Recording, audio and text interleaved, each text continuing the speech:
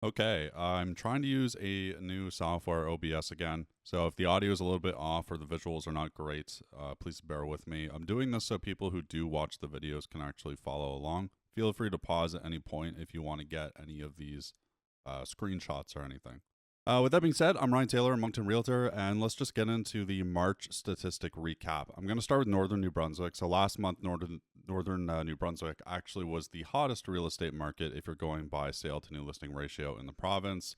That has since disappeared. Now it is back to being probably the slowest one, 40% sale to new listing ratio roughly in March. Now keep in mind small sample sizes in New Brunswick in general, especially for the single month. So new listings were up 6.1%, sales were down 12%, the active inventory was down 10%, SNLR down again last year 49.4, now it's to 40.8, months of inventory 7.7, average 220, median 200, those are both essentially flat. Sale to list price ratio 93.8. So again, you can kind of see it's just always been a slow market, even in the absolute peak of the madness. It was never a hot market. And months of inventory, it's definitely relative to the market that you're in. So year to date, the sales were also down. New listings were up. Active inventory was down. Sale to new listing ratio still in balanced market territory, slightly favoring the sellers, but that's not going to stay. Months of inventory technically down from last year's 8 to 7.4. Average and median at 2.3 and 4.8% increase. So the current year-to-date average is 231K, median is 220K, the sale to list price ratio of 93.1, and median days on market about 68 days. Now moving on to Fredericton. So Fredericton is, of course, the most stable markets in the province, in my opinion, and it's definitely showing that. So keep in mind, small sample size again. Sales essentially flat, new listings up 10%, active inventory up 10%. The SNLR at 46.5%. This is the slowest in a very long time. You can see in 2019 we were at 48.7, MOI at 3.9. This is the highest since 2019 as well. Both the average and the median price, I call it flat when it's less than 2% or so up or down, but negative 0.3, negative 0.5.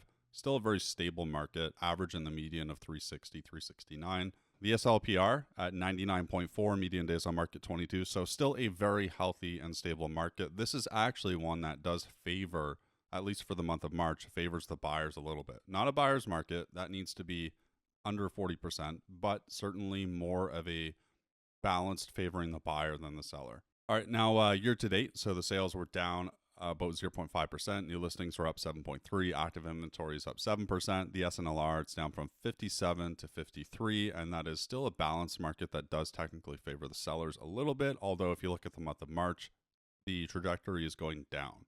MOI at 4. I actually wasn't sure that they would cross a 4-month of inventory mark in Fredericton, but that's where they are right now. The average is down negative 0.7. The median is up 3.9, and the SLPR is at 98 with a median days on market of 26. So what we can see here is kind of predictable. This is really where a lot of the, I guess, job base in New Brunswick is. There's a lot of government jobs. Fredericton, of course, is the capital city in the province, and there's just a lot happening there. So it's definitely a more stable, healthy job market.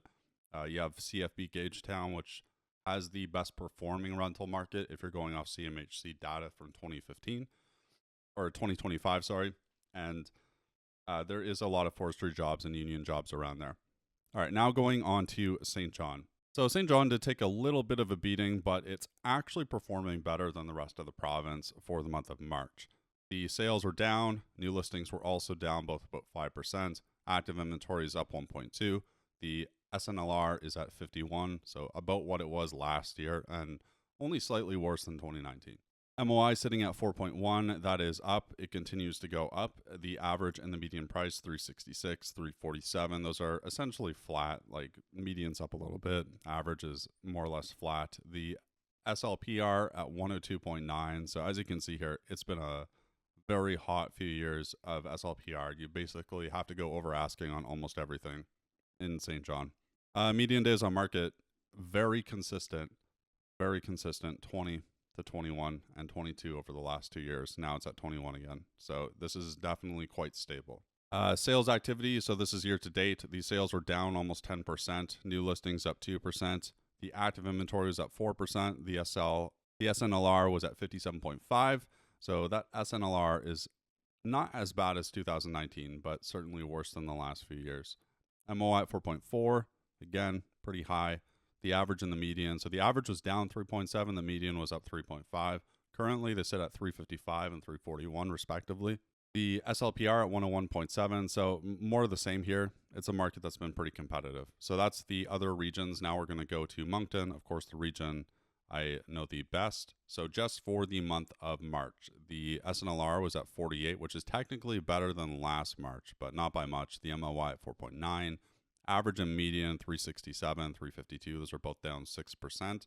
The SLPR at 97, and the median days on market at 41.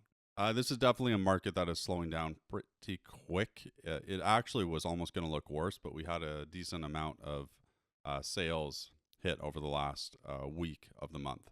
Now year to date, so the sales are also still down. New listings are actually down as well, and new listings are down more than the sales. So technically shrinking inventory, although that is probably not going to last. We're about to hit the time of year when inventory really begins to peak.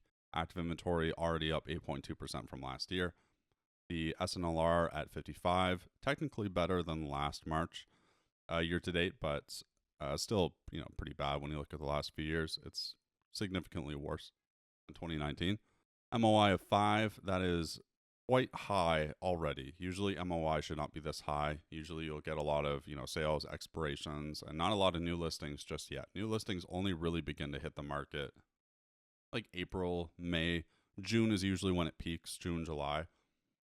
So average and median, those are both basically flat at 380 and 365.